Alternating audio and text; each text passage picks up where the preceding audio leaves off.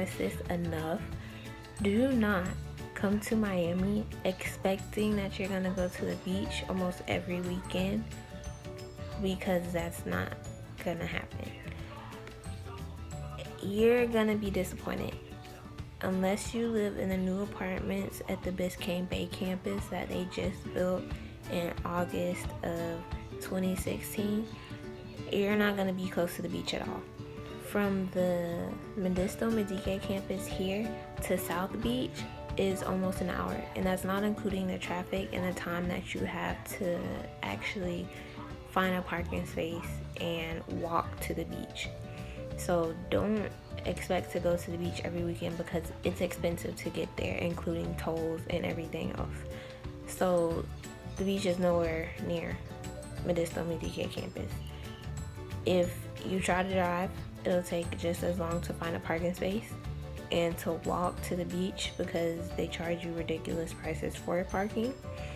And if you take an Uber, it'll be expensive as well because it'll cost almost $50 to get there and back. So that's almost $100. And honestly, most of my friends, we only went during the holiday weekends when we know we didn't have school either on a Monday or Friday. So we went either Memorial Day weekend, Labor Day weekend, the 4th of July if you were here during the summer, or spring break. So don't expect to go to the beach as often as you think you might because you're nowhere close. Another thing I cannot express enough is to get involved. Seriously, any college that you go to, get involved. I didn't know that it would basically make or break my experience here at FIU because I just didn't really think getting involved was that serious, even though everybody told me get involved. I did dual enrollment, and so technically I'm a transfer student, and I transferred with 2 years of college already done, so I only have 2 years left. And my first year here, I literally did nothing. I just went to class, and after class I came and took a nap and ate. I basically stayed in my room the whole time. I never went to any on-campus events unless my boyfriend wanted to go to a football game.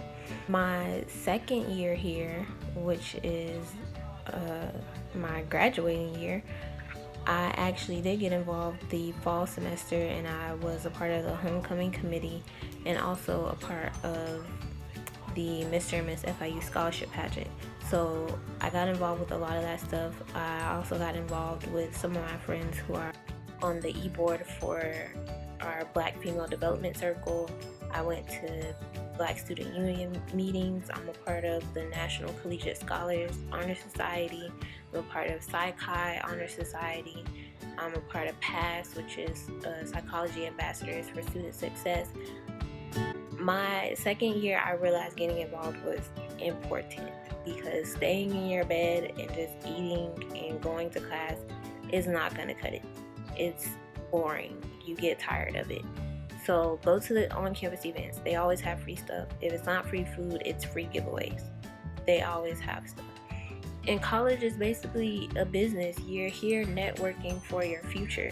You're here trying to build up your resume for when you graduate and be able to do things with that resume. So people, when they look at you and they say, oh, well, she did this.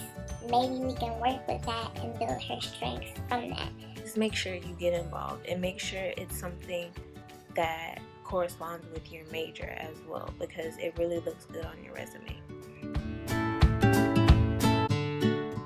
Make sure you meet with your advisor at least 1 to 2 times per semester. It's another thing that's really important. I was lucky enough to get an amazing advisor that really cared about my academic success and wanting me to succeed and graduate. Not saying that some advisors don't care, it's just that some advisors will just tell you, pick from this list of classes that I'm giving you and figure it out. Because I've had so many friends tell me that their advisor has done that, and some of the classes that they did pick didn't even count towards their graduation. So it kind of set them back in a way because they took a class that really didn't benefit them in the long run. So make sure you meet with your advisor because they do care about your academic success. Have that constant communication to make sure that you're on track for graduation, because you don't want to be here expecting to only be here for 2 years or 4 years and you're here for 5 or 6. That's not what college is for. You're not supposed to be in college that long. You're supposed to be here to get your degree and become an adult. If you are watching this and you are an incoming freshman, I am sorry, but you are going to hate Fresh Food Company. Everyone I've ever been friends with and they've come in as a freshman has said that their freshman year they would have rather starved than ate at Fresh.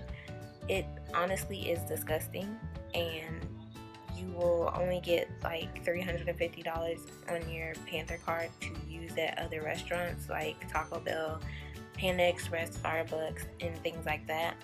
So you really don't get that much to use throughout a whole semester.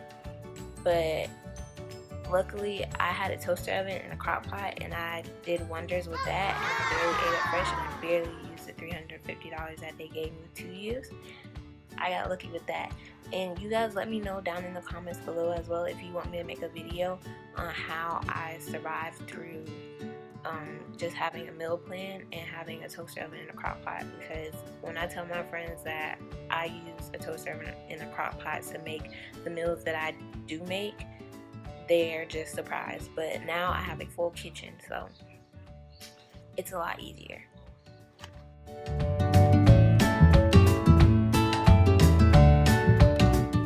My housing experience was terrible. The transition from having to take my 2 years of college and transfer it to FIU was awful. It was just overwhelming. To keep it short, because I'm going to make another video about my transition as well, just to let you guys know how smoothly or easier it can be for you. I got accepted to FIU last minute. I got accepted right before their last orientation date. So when I did get accepted, I had to quickly apply for housing because I didn't have anywhere to stay.